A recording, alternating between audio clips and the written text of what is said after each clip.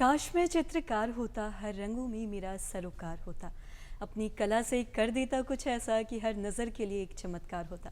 दर्शकों नमस्कार, डीडी बिहार के खास कार्यक्रम morning live show Bihar Bihar में आप सभी का बहुत बहुत स्वागत है। आज की सुबह आपके साथ आपकी होस्ट मैं हूं मुस्कान। दर्शकों कहते हैं कि हर कला अपने आप में बेहद ही खूबसूरत होता है और जब बात करें चित्रकला की तो एक चित्रकार चित्र अपने हाथों से नहीं बल्कि अपने दिल से बनाता है। वो अपने जज्बात, अपने विचार, अपने सपनों को, अपनी अनुभूतियों को कला के माध्यम से विभिन्न रूप में बनाता है रंगों के द्वारा। और साथ ही आपको बता दूं इतनी खूबसूरती से, इतने सुंदर तरीके से और संजीव तरीके से बनाता है कि हर दिल को छू जाता है।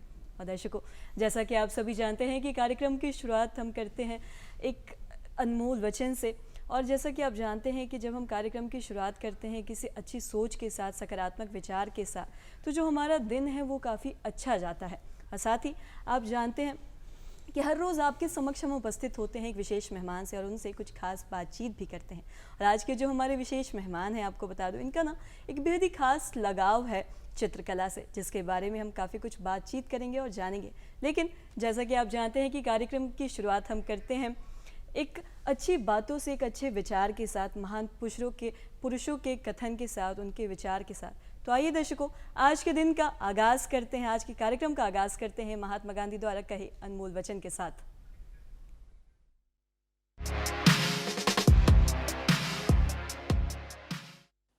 महात्मा गांधी ने कहा था, आपको मानवता में विश्वास नहीं खोना चाहिए।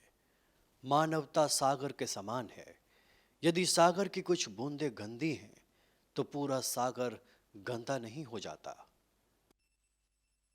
आज के हमारे विशेष मेहमान हैं अजय कुमार पांडे। इनके बारे में दर्शकों आपको बता दूं कि ये पटना आर्ट कॉलेज में प्राचार्य के पद पर आवेदन कार्यरत है। सर नमस्कार, बहुत बहुत स्वागत है आपका। धन्यवाद मुस्कान जी। सर आपसे जानना चाहेंगे कि अगर हम चित्रकला की बात करते हैं तो ऐसे तो चित्रकला में, कला की विधाओं में बहुत सारे विधाएं हैं, लेकिन जब हम चित्रकला की बात करते हैं तो इस बारे में आप क्या बताना चाहेंगे, क्योंकि एक चित्रकला को प्रमुख विधा में से एक माना जाता है। और साथ ही आपसे जानना चाहेंगे कि इस विधा से आप कैसे और कब जुड़े, और साथ ही इसे मतलब चित्रकला हमारे ट्रेडिशन को आगे बढ़ाने में किस तरीके से मददगार साबित होता है। दरअसल चित्र बनाना सबसे आसान होता है। कुछ भी उठा के आदमी उसको शुरू कर सकता है। आपने बच्चों को भी देखा होगा, पेंसिल से वो कुछ लिखते पढ़ते बना लेते हैं, तो सुलभ है, आसान है। बाकी अन्य विधाओं से पेंटिंग करना आसान है। शुरुआत देखें तो वो तो आदिकाल से केव में जब रहा करता था आदमी, तब भी वो कुछ लिखता था, कुछ चित्र बनाता था, कुछ हाथ के छापे लगाता था। तो इस तरीके से तो जैसे विकास हुआ है आदमी का, उस तरीके से चित्रकला उसके साथ हमेशा रही है और वो उसे अलग अलग रूपों में, अलग अलग समय में बनाता रहा है। जहाँ तक मेरी रुचि का सवाल है तो जन्म मेरा बनारस में हुआ और मैं प्राइमरी एजुकेशन जो मेरी बनारस में, उसके बाद मैं समीप में ही मेरा गांव है बनारस के, 12वीं तक मैं फिर वहाँ रहता हूँ। तो पूरे उस समय को, जो स्कूल का टाइम है, ज़्यादातर समय मैं गांव में रहता हूँ। तो गांव में होने वाली जो एक्टिविटीज़ हैं उसमें बहुत सारे आर्ट का पार्ट है। एक तो गांव की जो महिलाएं जो अपने रिचुअल्स में चीज़ों को करती हैं, सभी जानते हैं इसको, उसमें भी हाथ बटाने का मौका मिल जाता था छोटे बच्चों को। जैसे कोई अवसर है शादी ब्याह का तो कुछ बन रहा है, उसमें बना लिया आदमी। और जो हमारे साथ आसपास जितनी चीज़ें थीं, जैसे हमारे खिलौने होते थे वो कलात्मक होते थे, वो हमारी माँ बहनों और दादियों द्वारा बनाए गए रहते थे, उसमें भी आर्ट होता था। और जो एक्टिविटीज़ उस समाज में थी, जैसे नाटक हुआ करते थे, रामचरितमानस का के आयोजन हुआ करते थे। आयोजन बहुत कॉमन थे, मनोरंजन का साधन उन दिनों नाच के अलावा यही होता था कि इस तरीके कोई आयोजन किए जाए। तो जब नाटकों का आयोजन होता था तो इस तरीके से पंडाल बनाए जाते थे, किधर लड़कियां बैठेंगी, लड़के बैठेंगे, सब सारी चीज़ें लिखी पढ़ी बनाई जाती थी। तो हम सीनियर लोगों के साथ इंटरेस्ट लेते हुए उसमें मदद करते थे। या कभी कभी बड़े कलाकार भी आते थे, कोई बंगाल से आ गया, कोई बिहार से आ गया, तो जो सेट बनाते थे तो उसको रुचि से देखा करते थे और उसमें स्कोप बाद में बनने लगा कि भाई चलो इसमें कलर भर दो। फिर मूर्तियाँ बनती थी अलग अलग त्यौहार पे, दुर्गा पूजा पे खास करके, तो उसमें भी इंटरेस्ट होता था। तो ये एक तरीके का ग्राउंड है जो चित्र तैयार करता है। अभिरुचि थी, ज़रूर थी। और संग में आप देखेंगे गांव के जीवन में जैसे खिलौने भी हैं वहाँ खेलने वाले, तो बगल में कारपेंटर वो ढकेलने वाली 3 पहिए वाली, आपको याद होगा, वो चलाते थे, हम लोग देखा करते थे। हम लोग खुद बना लेते थे, जैसे कोई प्रयोजन ख़त्म होता था तो उसके जो कुल्हड़ और इस तरीके की चीज़ें पड़ती, उनसे जोड़ के हम लोग कुछ सारंगी ऐसी चीज़ें, वो चलन में है, होता भी था उसमें, बहुधा लोग बनाया करते थे उस समय। उनमें से मैं ही नहीं था, सब हम फॉलो करते थे अपने बड़े लोगों को। तो इस तरीके से आप देखें तो आप जहाँ जाएं, कुम्हार वहाँ बर्तन बनाया करते थे, रंगा करते थे उसको। कारपेंटर जो वो आपकी सुंदर सुंदर कुर्सियाँ, दरवाजे बड़े कलात्मक होते, तो देखते बनता था। उनको देखने का मौका था कि भाई फलाने जगह जाके देख लो हमारा दरवाज़ा तैयार हो गया कि नहीं, ज़रा पता करके आओ तुम लोग। तो इस तरीके से आपके समाज में कला व्याप्त थी कायदे से, और खूब अच्छे से सजाया जाता था मंदिर को या पूजा के जो स्थान हुआ करते थे। तो सौंदर्य की, चूँकि वो जो आपके अंदर होता है ना, होता तो सभी के अंदर में है, तो वो सब सारी चीज़ें एक तरीके से उस माहौल में और पल्लवित हुई, क्योंकि वहाँ कोई भी बच्चा किसी पत्ते को तोड़े कोई सीढ़ी बना दे रहा है, कुछ पंखा बना ले रहे हैं। तो सबके जीवन में कला इस तरह से घुली मिली थी कि आप उसे रिकॉल करके देख सकते हैं, नोटिस कर सकते हैं जो थी। तो ये मुझे लगता है बीज रहे होंगे, और मेरा बड़ा ही स्पष्ट मानना है इस बारे में कि कोई भी व्यक्ति जो इस धरती पे आता है वो कला से संपन्न होता है। ये अलग बात है कि हमारी पढ़ाई लिखाई या जो भी व्यवस्था हमारे यहाँ, उससे वो धीरे धीरे दूर हो जाता है। ये एक अलग विषय है जिस पर बात किया जा सकता है। जी, और जब हम चित्रकारी की बात करते हैं तो ऐसा कहते हैं कि ये एक व्यक्ति के व्यक्तित्व को निखारता है। तो इस कला ने आपको किस तरीके से निखारा, और साथ ही कहते हैं कि जो चित्रकला है वो समाज का एक आईना है जो समाज को एक तरह से दिखाता है, दर्शाता है। तो इस पर आप क्या कहना चाहेंगे? असल में चित्रकला एक लैंग्वेज है जी, आपको जानते ही होंगे कि ये पहली भाषा है, पिक्टोरियल से कहा जाता है, बाद में उसके संकेत चिन्ह बनते हैं और फिर ये लिपि के रूप में आती है। तो ये हमारे अंदर होती है, बहुत बिल्ट है, ये हमारे डीएनए का पार्ट है। तो पिक्टोरियल चीज़ों को उतना ध्यान इस समय नहीं दिया जा पाने की वजह है जो स्वरूप है इस समय का, लेकिन ये बड़ी फाइन चीज़ है, सबके साथ होती है। अभी भी आप देखेंगे तो कहा जाता है ना कि भाई एक चित्र 1000 शब्दों की बात कह लेते हैं, तो इस मायने से बड़ी महत्वपूर्ण चीज़ है और इसको बढ़ावा मिलना चाहिए, और स्कूलों में इन चीज़ों को बढ़ावा मिल भी रहा है। हम लोग इसको विगत 10-1 वर्षों से देख रहे हैं, काफ़ी अपने राज्य में विशेषतः इसको बढ़ावा मिल रहा है। जी, और जब हम चित्रकला की बात करते हैं तो चित्रकला में बहुत सारे अलग अलग मतलब चित्रकला हैं। साथ ही जब हम बात करते हैं चित्रकला की तो कहीं ना कहीं इसमें एक स्कल्पचर मेकिंग है, ग्राफिक डिज़ाइनिंग है, प्रिंट मेकिंग है, बहुत सारी चीज़ें हैं। तो इस बारे में आप क्या बताना चाहेंगे, और आपके कॉलेज में क्या कुछ कोर्सेज है, इस बारे में भी हमें बताएं।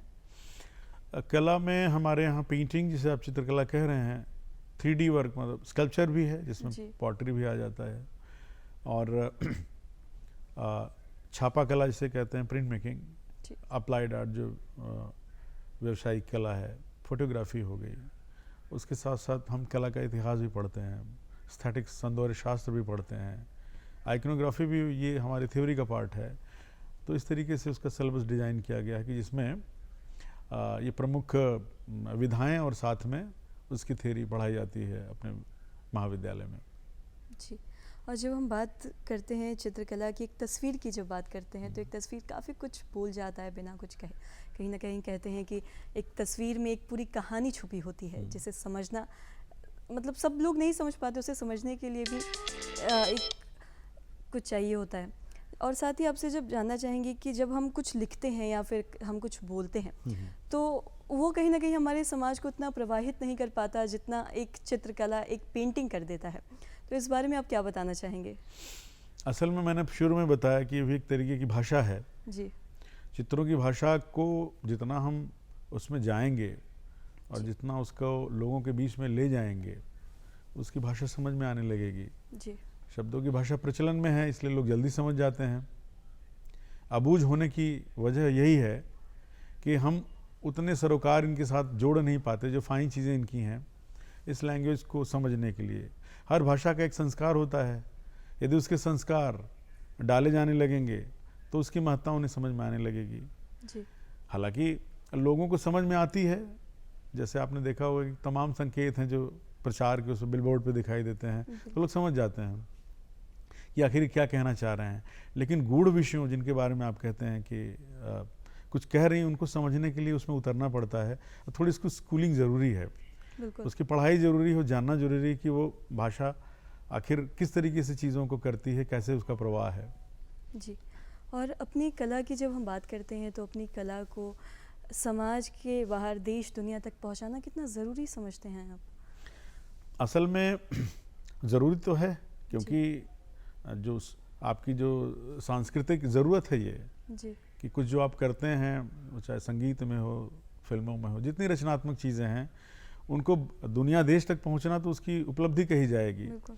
तो यदि कोई चीज़ सृजित होती है, उसकी बड़ी छोटी एरिया होती है, छोटी सीमा में सृजित होती है, तो वह उसको जानने वाले कम होंगे। जी। तो इसके विस्तार के लिए ज़रूरी है कि ऐसे वातावरण उपस्थित रहें और ये ऐसा अवसर मिले कि अपनी चीज़ों को आप बढ़ा सकें, उसमें आप स्वयं से भी बढ़ा सकते हैं और सहयोगी चीज़ें भी हैं आपके साथ, संस्थान भी हैं जो बढ़ा सकते हैं, सरकार भी है जो इन चीज़ों को बढ़ाती है। अलग अलग महोत्सव जो करती है जी। अलग अलग देशों में, तो एक तरीके का प्रचार ही है कि आपने जो किया है, रचनाएं जो बनाई हैं, वो दुनिया देखे। ज़रूरी है ये। बिल्कुल। और साथ ही सर आपके बारे में भी कुछ जानना चाहेंगे, आपकी शिक्षा दीक्षा कहाँ से हुई, आपके परिवेश के बारे में थोड़ा जानना चाहेंगे। ये जो आर्ट है, आपने फाइन आर्ट से ग्रेजुएशन किया है, तो ये किस तरीके से आपका आर्ट से लगाव हुआ, इस बारे में कुछ बताएं। मैंने पहले भी बताया था कि जन्म मेरा बनारस में हुआ था, तो बनारस एक बड़ी सांस्कृतिक नगरी है, उसमें संगीत, योग और कलाओं के लिए बड़ा माकूल जगह है, आपका एक चित्त तैयार करती है, बनाती है। यदि आप संवेदनशील हैं जी। और संवेदनशील नहीं भी हैं तो वो एक तरीके से बनने जैसी स्थिति बनती है उस वातावरण में। जी। तो चारों तरफ बनारस का जो माहौल है वो उसने मुझे शिक्षित किया है कलाओं के बारे में। प्लस साथ में एक सौभाग्य मेरे साथ और भी रहा कि मैं जिस शिवाला मोहल्ले में रहता था उसके इर्द गिर्द म्यूज़िक के लोग भी थे और कलाकार लोग भी थे। इवन हमारे घर के ठीक सामने भी BHU में फाइन आर्ट्स डिपार्टमेंट के प्रोफेसर थे। और जैसे हम लोग घाट वगैरह पे जाया करते थे बचपन में खेलते खालते, तो हमारे बहुत सुपर सीनियर्स जो उन दिनों पढ़ा करते थे विजुअल आर्ट कॉलेज में अपने BHU में, तो वो वहाँ स्केचेस किया करते थे, वाटर कलर किया करते थे, तो उस पर भी नज़र पड़ती थी। और बनारस जैसे मलंगों की जगह कोई दीवार पे कोई रंगीन चौक से बना रहा। अक्सर मेरे मोहल्ले में पकड़िया का पेड़ नामक जगह थी जहाँ की एक दीवार पे कुछ कुछ दिनों पे दीवार पे वहाँ अलग अलग लोग अलग अलग तरीके के चित्र बनाया करते थे। पूरी जनता भीड़ लगा के रंगीन चौक से उसको देखते रहती थी। कुछ न कुछ इस तरीके की एक्टिविटीज़ हमारे सामने हुआ करती थी। क्लासिकल म्यूज़िक के प्रोग्राम हुआ करते थे, तो समझ में नहीं आता था, लेकिन मेरे फादर चूँकि इसमें रुचि रखते थे तो वो उन्होंने इन चीज़ों का संस्कार डाला कि वो न समझ में आते हुए भी वो रिम्पा जैसे प्रोग्राम या फिर जो संकट मोचन होने वाले संगीत के कार्यक्रम हैं। आपने अपने पिताजी की बात की, तो क्या घर परिवार में भी कोई थे जिन्हें आर्ट से लगाव था? असल में देखा जाए तो सभी ट्रेंड थे, मुझे लगता है। जैसे कि जिस घोड़े और जिस हाथी पे हम बचपन में सवारी करते थे वो आज भी है। कितनी मजबूती से बना हुआ कपड़े का और कुन्नी भरा हुआ या पुराने चीज़ों से मिला के उसको बनाया गया है। उसमें एप्लिक भी मिलेगा, उस पर ड्राइंग भी मिलेगी, स्टिचिंग भी मिलेगी। तो उन दिनों हमें कोई खिलौने खरीदने का चलन तो था नहीं, तो आपको उसी के संग खेलना होता था। तो गुनी तो सारी महिलाएं होती थी, उनके घर के काम हुआ करते थे और हर चीज़ों को कलात्मक तरीके से करने की एक की ट्रेनिंग थी उस समय, सबको थी। और जो नई पीढ़ी के लोग हो वो सीखते थे अपने बुजुर्गों से, तो सबको आता था। कोई ऐसा नहीं था जिसको सिलना ना आता हो, कोई ऐसा ना हो जिससे कुछ बनाना ना आता हो। तो ये सारी चीज़ें आपको उपलब्ध थी। आज हम उसको बांट के देखते हैं कि अच्छा कौन कलाकार थे, सभी थे। इसीलिए और विश्वास प्रबल हो जाता है कि भाई कलाकारी सभी के अंदर हो सकती है, बशर्ते उसको निखारने की एक स्थिति को बनाया जाए जी। और ज़्यादा जो चलन है चीज़ें, जैसे क्रिकेट एक मैच है, देख रहे हैं क्रिकेट खेल है, तो बहुत सारे खेल इसके प्रचार की वजह से उतने महत्वपूर्ण नहीं समझ में आते हैं। तो जिन चीज़ों का चलन बढ़ता है तो उसके साथ ही कई चीज़ें उतना महत्व नहीं पा पाती। तो जैसे पढ़ाई लिखाई, नौकरी और इस तरीके की जॉब का एक चलन बढ़ा और ज़रूरत समझ में आई, तो धीरे धीरे ये चीज़ें, इन चीज़ों पे असर हुआ, लेकिन मौजूद हैं और यही हमारा जीवन है और अंततः यही हमें जो देने वाली हैं चीज़ों को, उस इनके बगैर पूरा नहीं हो सकेगा। जी, तो मतलब जो आपने देखा उसको आपने अपने मतलब कला से है जो निकाला। और साथ ही आपसे जानना चाहेंगे, जब हम हेरिटेज की बात करते हैं, हम अपने संस्कृति की जब बात करते हैं, तो अगर आज की बात करें तो युवाओं को जानना बेहद ही ज़रूरी है, और ख़ासकर हमारे आने वाले पीढ़ी को, और उनको दिखाने और बताने का जो सबसे बड़ा ज़रिया है, मैं समझती हूँ कि ये एक चित्रकला बहुत बड़ा ज़रिया है। आपसे जानना चाहेंगे कि सभी के लिए संस्कृति का जो ज्ञान है वो जानना कितना ज़रूरी समझते हैं आप? बिल्कुल ज़रूरी है, और आपके अंदरूनी विकास के लिए, अंतस के विकास के लिए इन चीज़ों में दृष्टि डालना बहुत ज़रूरी है। जी, और उसकी पहला चरण उसका है कि कैसे देखा जाए चीज़ों को, रसास्वादन कैसे किया जाए। तो उसमें हम लोग की भूमिका भी बनती है कि हम उन्हें उस तरीके की चीज़ों में इंटरेस्ट पैदा करने के लिए जी, अपनी भूमिका अदा करें, कलाकार होने के नाते। जब कला का स्वाद मिलना चालू होता है तो उसके अंदर के विस्तार में वह स्वयं पहुंच जाता है, जी, और इसकी कितनी बड़ी ज़रूरत है वो महसूस करने लगता है। और उसके अंदर भी यदि वो चित्रकला नहीं भी बना रहा है तो उसका सृजनात्मक पक्ष सक्रिय होता है। वो किसी न किसी रूप में, वो जी, कविता लेखन में हो, या फिर अपने आप में बहुत बड़ी कला है कि हम कलाओं को अप्रिशिएट करें, जी, वो भी अपने आप में एक संस्कार है हमारा। जी, तो ये एक महत्वपूर्ण स्थिति हमें मनोवैज्ञानिक तरीके से तैयार करने की ज़रूरत तो है। और जिन लोगों ने बहुत बड़ी बड़ी चीज़ें की हैं, महत्वपूर्ण काम किए हैं, उनसे कला कभी अछूती नहीं रही हैं। जैसे कि आपने देखा होगा, इतने बड़े साइंटिस्ट थे कलाम साहब, वो वीणा बजाया करते थे। जी, तो बहुत इनका स्थान बड़ा महत्वपूर्ण है। ठीक है, हम उस पर अलग से बात कर रहे हैं, लेकिन जैसे कि ये हमारे शुरू से संस्कारों का हिस्सा होना बहुत ही ज़रूरी है। हम बात करते हैं रिमोट एरियाज़ की, रूरल एरियाज़ की, जो ग्रामीण क्षेत्र की अगर हम बात करें, तो वहाँ तक चित्रकला को पहुँचाने के लिए क्या कुछ कदम उठाए जाने चाहिए? इसके प्रचारित प्रसारित के लिए क्या कुछ कदम उठाए जाने चाहिए? इसके बारे में कुछ बताएं। पहले तो देश के स्वाभिमान क्या, ये तो पूरे मानव जगत का स्वाभिमान से जुड़ा हुआ मसला है। कला का विस्तार देशों के सीमाओं से बड़े, तो पूरे मानव जगत की बात है। जी, तो इसके साथ सबका स्वाभिमान जुड़ा हुआ है। जी, जहाँ तक अंचल में इसके प्रसार की बात है, तो कई कारणों से इन दिनों अच्छी चीज़ें हुई हैं। एक तो हमारे महाविद्यालय से, खासकर बिहार के यदि परिप्रेक्ष्य में पूछूं, तो महाविद्यालय के बच्चे अलग अलग अंचल के हिस्सों से आ रहे हैं। तो वो जैसे पढ़ते हैं यहाँ, तो उनके गांव या उनके इलाके के लोग परिचित हो जाते हैं कि भाई यहाँ इसकी शिक्षा है। वैसे भी बड़ा कल्चरली संपन्न ये राज्य है।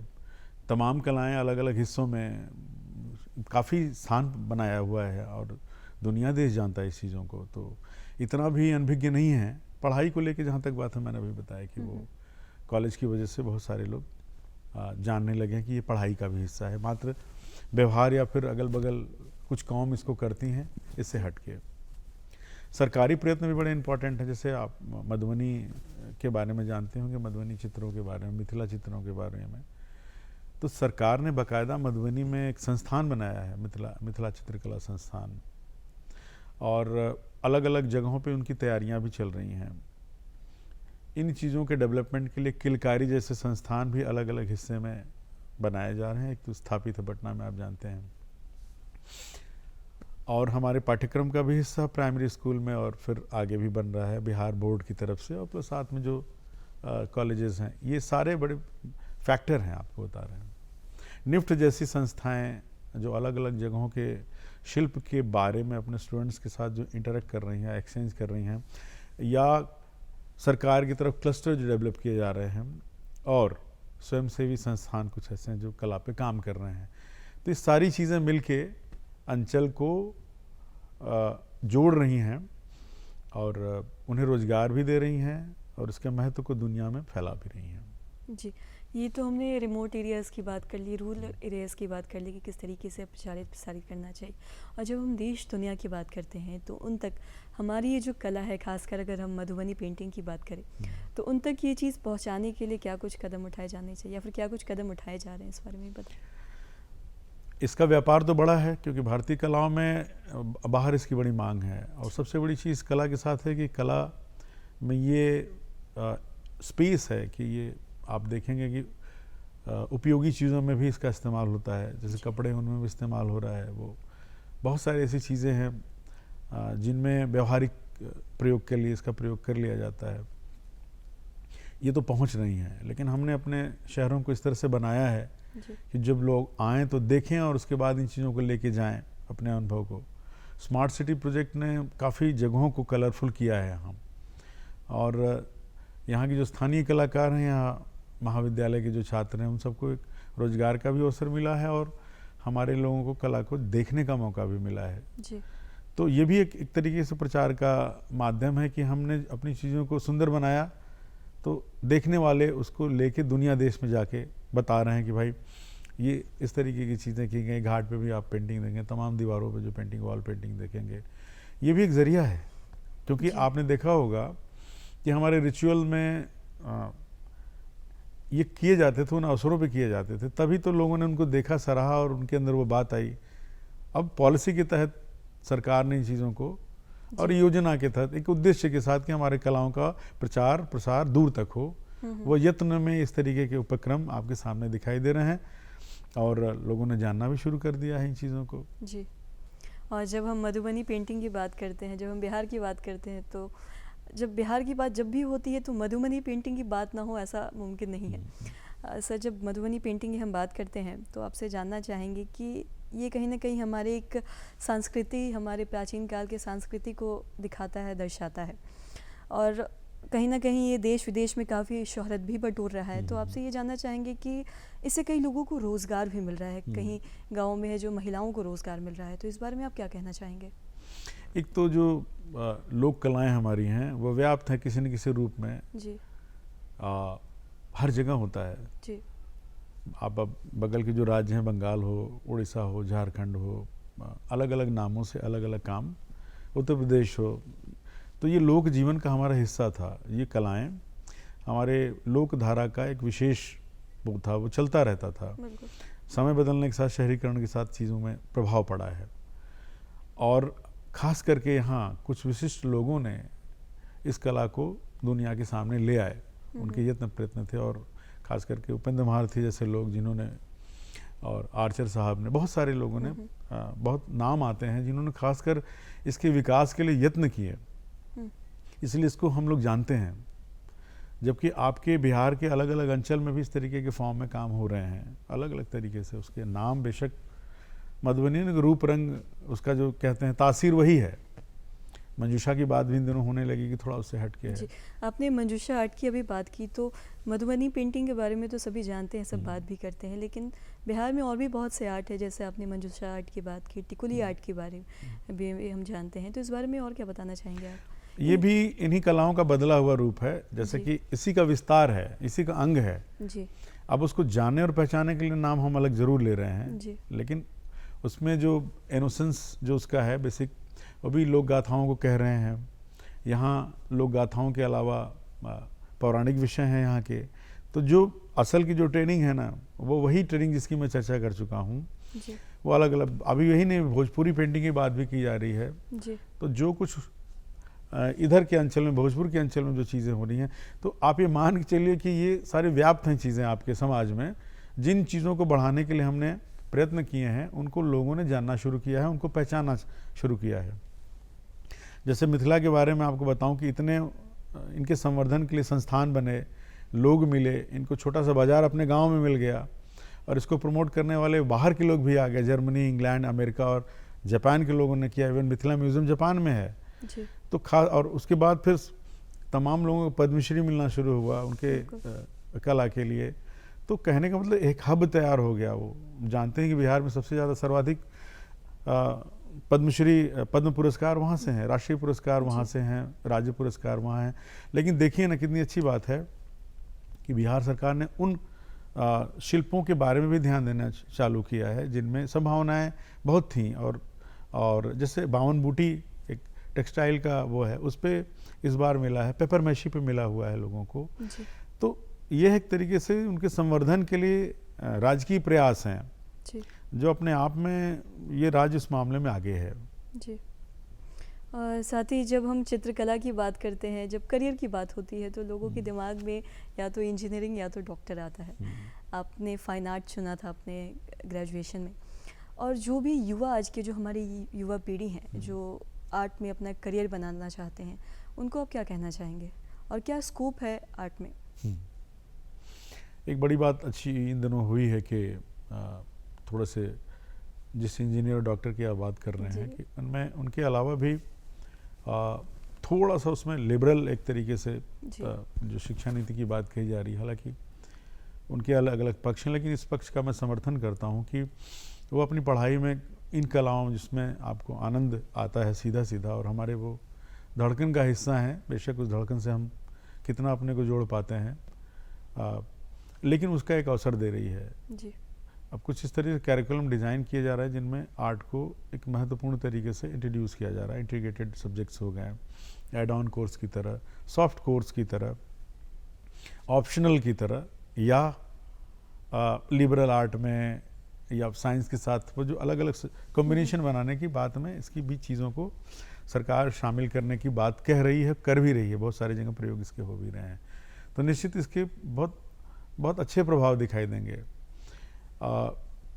आपने देखा होगा कि तमाम इंजीनियर्स जो बहुत अच्छे हैं, बड़े अच्छे खिलाड़ी हैं, बहुत अच्छे म्यूजिशियन हैं, बड़े नाम, आप कितने लोगों के नाम मैं लूँ यहाँ, तो आपस में इनका रिश्ता है और कैसे पोषित करती हैं आपके चीज़ों को, उनमें कलाओं का बड़ा महत्वपूर्ण रोल रहा है। और जब सारी चीज़ें रुक जाती हैं, ख़त्म हो जाती हैं, तो इसका बहुत बड़ा रोल हो जाता है। आपने जितने भी रेनेसांस देखे हैं, पुनरुत्थान काल को जब आप पढ़ते हैं तो उसमें कला और इस तरीके की संस्कृति की चीज़ों का कितना बड़ा रोल है तब समझ में आता है। तो क्राइसिस में देखा जाए तब इनका इतना महत्व है, जब ये पूरे समाज को एक दिशा देती हैं, तो इस मायने में इनका महत्व बहुत बड़ा है। सिर्फ रोजगार तो एक वो जीवन का एक हिस्सा है, वो ज़रूरी है। इसमें बड़ी संभावनाएं हैं। इन दिनों एक बहुत तेज़ी से उभरी हुई संभावना है, वो है डिजाइनिंग का सेक्टर जी। कुछ पहले तो ये बहुत पारंपरिक आर्ट्स कॉलेजेस में पढ़ाया जाया करता था, शिल्प महाविद्यालय, कला के महाविद्यालय में पढ़ाया जाता था, लेकिन अब आईटी में भी पढ़ाया जाता है, और BDES करके, और NID जैसे संस्थान और NIFT जैसे संस्थान, तो थोड़ा सा उपयोगी जो फॉर्म है, जो फंक्शनल आर्ट का फॉर्म है, उसमें भी धीरे धीरे इनको जगह मिल रही है। तो डिजाइनिंग का फील्ड इन दिनों जो खुला हुआ है उसमें काफ़ी लोग, क्योंकि आईटी का नाम आते लोगों को समझ में आ रहा है कि शायद कुछ साइंटिफिक चीज़ है जिसमें एक पारंपरिक सोच हमारे खास करके गार्जियंस की है कि इनको डॉक्टर इंजीनियर बनाते, वहाँ भी इसका स्कोप जो बना है जी। तो तमाम जानकार लोग अपने बच्चों को जो पहले NID के लिए प्रिपेयर कराते थे, फाइन आर्ट्स कॉलेज के लिए प्रिपेयर कराते थे, अब वो डिजाइनिंग कॉलेजेस के लिए भी कर रहे हैं कि डिजाइनिंग का स्कोप बहुत बड़ा है, और अब वो सिर्फ चंद चीज़ों को के बीच में नहीं, बहुत बड़ा उसका फलक है। उस पर लंबी बात हो सकती है कि, लेकिन ये जानकारी के लिए दर्शकों को बताऊं कि इंजीनियरिंग कॉलेजेस में डिज़ाइन के कोर्सेस डेवलप किए जा रहे हैं, उसकी पढ़ाई हो रही है और लोग उसमें भागीदारी भी कर रहे हैं। काफ़ी कंपटीशन अब धीरे धीरे उसमें बढ़ता हुआ दिखाई दे रहा है। जी, मतलब कि अगर आर्ट की बात करें तो आज आर्ट में भी करियर का काफ़ी ज़्यादा स्कोप है। निश्चित रूप से आप तो देख ही रहे हैं कि जो हमारे उपयोग की चीज़ें उनका तो पहले से ही चलन रहा है। जो हमारा टेक्सटाइल है जी, उसमें काफ़ी समय से है। जो हम इवन जो हमारा ऐड है, जो इसको ऐड वर्ल्ड कहते हैं, जो प्रचार का अपना एक जगत है, वो बहुत महत्वपूर्ण जगह रखता है विश्व में। एडवर्टाइजिंग का एक बड़ा रोल है हमारे यहाँ, और उसमें बहुत क्रिएटिव तरीके से और बड़े आर्ट के बेसिक से लेके फिलोसफिकल अच्छी चीज़ों के बारे में, उनकी जो क्वालिटी की बात मैं कर रहा हूँ वो सामने आ रही हैं। तो हिंदुस्तान के जो ऐड हैं काफ़ी कलात्मक हैं और दुनिया में सराहे जाते हैं। वो फील्ड और बहुत बड़ी है क्योंकि इस समय हर जगह उसकी ज़रूरत है। बिल्कुल। ग्राफिक डिज़ाइनर की बात आप करें तो आप एक छोटी सी चीज़ देखें, जो कुछ हमें दिखाई दे रहा है वो प्रोडक्ट डिज़ाइनिंग से लेके कुछ जो कुछ आप देख रहे हैं अपने आसपास, टीवी की भी बात करें। यस, तो आपको कला के बगैर अब तो चीज़ें लगातार और इसका प्रभाव बढ़ता जा रहा है। उसको देखना इसलिए ज़रूरी है कि वो भी आर्ट से बहुत ही जुड़ा हुआ, क्योंकि वो प्राण शक्ति तो वही है जी, जिसकी वजह से वो तो ठीक है कि हमारा इंस्ट्रूमेंट अलग है, हमारा ऑब्जेक्टिव अलग है, लेकिन उसमें इस तरह से घुल मिली आर्ट है कि उसमें आर्टिस्ट इन चीज़ों को कर सकता है जी, समझ सकता और है। वो कहते हैं ना कि एक चित्रकार अपनी कला से, अपनी कीर्ति से समाज के दशा और दिशा दोनों बदलने में सक्षम होता है। जी, तो आपने देखा होगा कि कला का रूप सिर्फ पढ़ना और कुछ चंद पेंटिंग या कन्वेंशनल जो वे है उस वही नहीं है। जी बिल्कुल। आपकी जितनी झांकियाँ दिखाई देती हैं अलग अलग अवसरों पे, आपके समाज में जो कला बहुत फाइन तरीके से सामने में लोगों के प्रयत्न दिखाई देते हैं। जी अलग अलग अवसर में आप देखते होंगे कि फ्लैग्स सजाए जा रहे हैं, वो भी डिजाइन किया हुआ है, और उसके बगैर तो चलता नहीं है। आपके बारे में बात करें तो आप आज प्राचार्य हैं पटना आर्ट कॉलेज में, तो आपकी हायर स्टडीज़ के बारे में जानना चाहेंगे, उस बारे में आप क्या बताना चाहेंगे, किस तरीके से आज आप जिस पद पर कार्यरत हैं आप वहाँ तक के पहुँचने के सफ़र के बारे में कुछ बताएं, अपने हायर एजुकेशन के बारे में।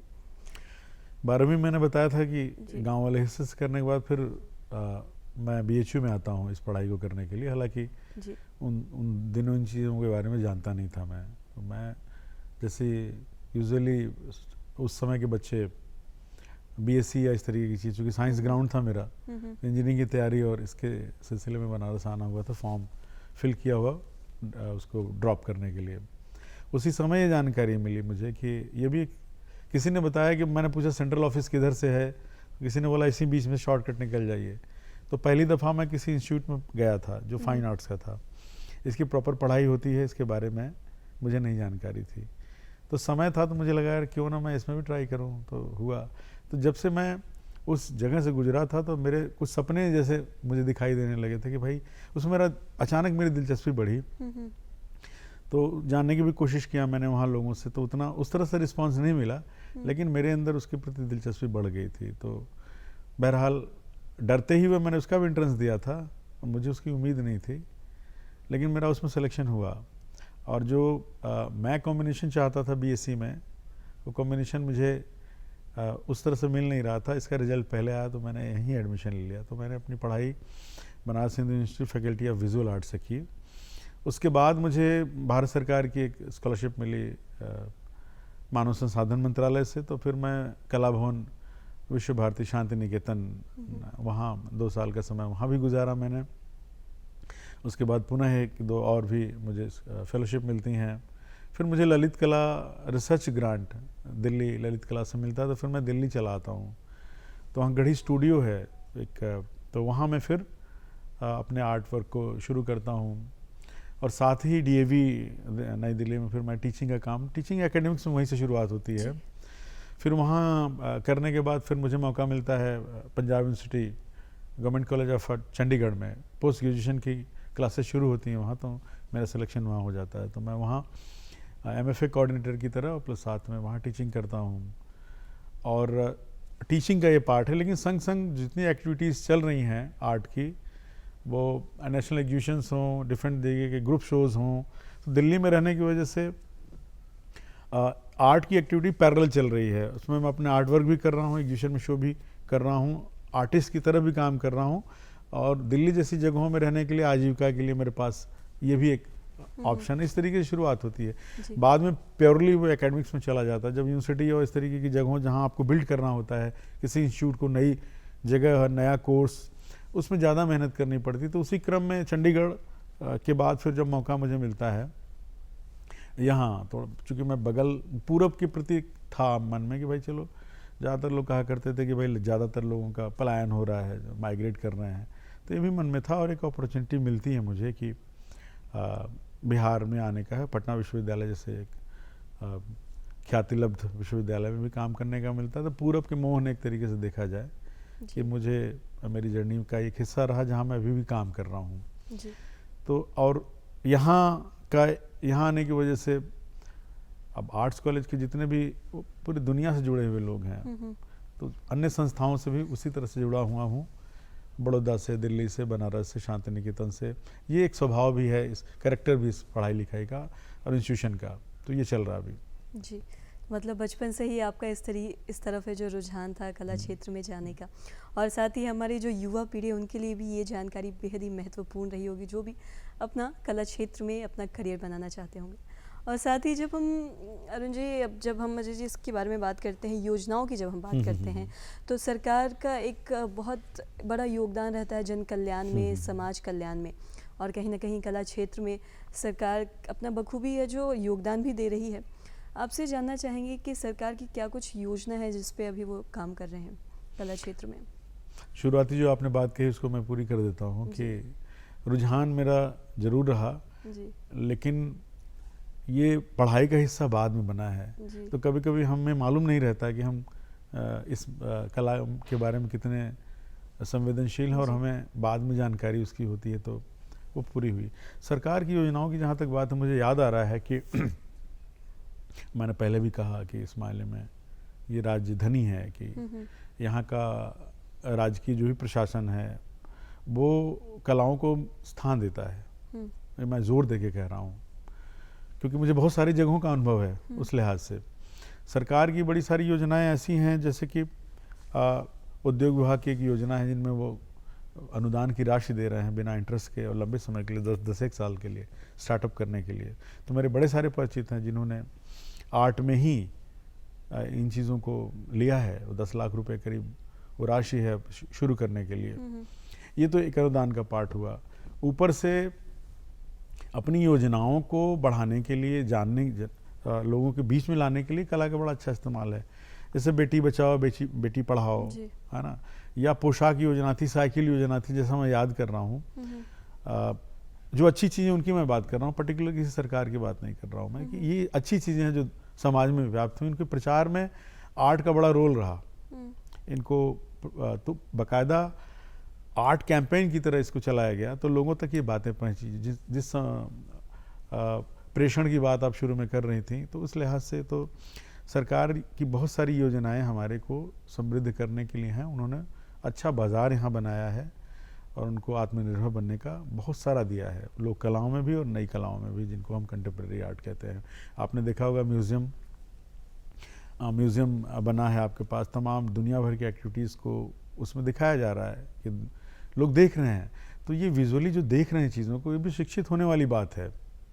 जी। और कुछ पुराने म्यूज़ियम को भी लोग ठीक कर रहे हैं, और अलग अलग जगहों पे जो संग्रह है उनको दुरुस्त करने की बात कर रहे हैं। तो उन्होंने अपनी धरोहरों को, अपने कलाकृतियों को और नए कलाकार सबको एक साथ लोगों के बीच में लाने के उनके यत्न हैं। ये हम लोग बहुत आराम से देख पाएंगे इसको। जी। और जब हम चित्रकारी की बात करते हैं तो कहीं ना कहीं वो अपनी कृति से हमारे समाज की दशा और दिशा दोनों को ही बदलने में सक्षम होते हैं। ऐसे तो जी। और जब वर्तमान की अगर बात करें, खासकर अगर हम बिहार के बारे में बात करें, तो कहीं ना कहीं कलात्मक गतिविधियों में काफ़ी ज़्यादा बदलाव आया है। लोगों को आज रोज़गार मिल रहा है। तो आपसे जानना चाहेंगे कि जैसा कि आप अभी समाज कल्याण के बारे में बात कर रहे थे, बेटी बचाओ बेटी पढ़ाओ के बारे में बता रहे, प्रसारित के बारे में बात कर रहे थे, तो चित्रकारी हमारे समाज कल्याण में कहीं ना कहीं किस तरीके से अपना योगदान दे रही है? और जैसा कि आपने अभी बताया था, बेटी बचाओ बेटी पढ़ाओ, कहीं ना कहीं ये पोस्टर्स जितने भी बनते हैं, ये एक चित्रकार की ही देन होती है, क्योंकि वो पोस्टर्स बनाने में उनका एक हाथ होता है। तो इस बारे में कुछ बताएं।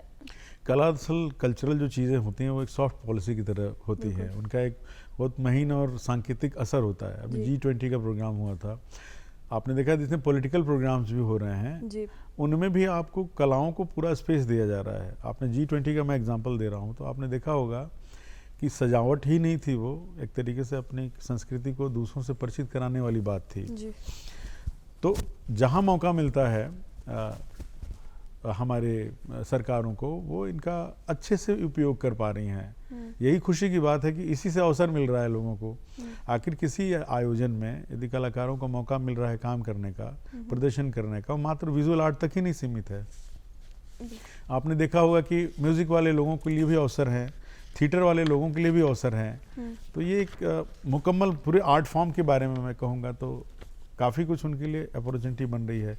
यदि देखा जाए तो मैं पहले भी तुलना कर चुका हूँ कि जो हमारे यहाँ थिएटर की जो स्थिति है वो काफ़ी समृद्ध है। काफ़ी इसमें सरकार का एक अनुदान मिलता है, वो करते रहते हैं काम, और उनको ज़रूरत पड़ती है तो बड़े आयोजनों में भी वह अपने कार्यक्रमों के साथ उपलब्ध रहते हैं। तो ऐसी स्थिति बनी है, तभी तो ऐसा हो पा रहा है। जी। तो कहीं ना कहीं प्रचारित प्रसारित से लोगों को भी एक कहीं ना कहीं मैसेज जा रहा है, इससे लोग कुछ सीख रहे हैं, कुछ समझ पा रहे हैं, जैसा कि आपने अभी सरकार की योजनाओं के बारे में बात किया। तो साथ ही आप हमारी जो युवा पीढ़ी है आज के, उनको कुछ एक क्या संदेश देना चाहेंगे? युवा पीढ़ी को मैं संदेश यही देना चाहूँगा कि जो आपको करने की इच्छा है, जी, जो आप करना चाहते हैं, उसको ईमानदारी से अपने केंद्र में उसी को रखिए। और बहुत सारे ओपिनियंस जो होते हैं लोगों को, अपने ओपिनियन बनाने में अपनी रुचि का आप ध्यान रखें। जी।